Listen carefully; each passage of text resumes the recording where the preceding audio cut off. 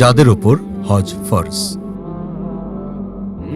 হজ আরবি শব্দ যার অর্থ সংকল্প করা। হজ হল নির্ধারিত সময় নির্দিষ্ট কার্যাবলীর মাধ্যমে বাইতুল্লাহ শরীফ জিয়ারত করা অথবা নির্দিষ্ট পদ্ধতিতে নির্দিষ্ট শর্ত সাপেক্ষে বাইতুল্লাহ যাওয়ার সংকল্প করা। হজ ইসলামী শরীয়তের অন্যতম স্তম্ভ ও রুকন। আর্থিক ও দৈহিকভাবে সামর্থ্যবান নারী পুরুষের ওপর জীবনে একবার হজ করা ফরজ। কোরআনে ইরশাদ হয়েছে, প্রত্যেক সামর্থ্যবান মানুষের ওপর আল্লাহর সন্তুষ্টির জন্য বায়তুল্লাহর হজ করা ফরজ। যাদের ওপর হজ ফরজ। 5টি শর্ত সাপেক্ষে হজ ফরজ।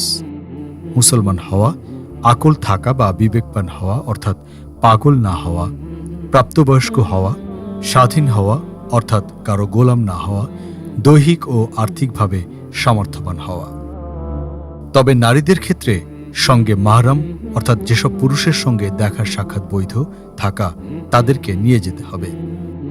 স্মরণ রাখতে হবে, জাকাত ফরজ না হয়েও কারো ওপর হজ ফরজ হতে পারে, কেননা হজ ও জাকাতের মধ্যে বিশেষ পার্থক্য রয়েছে।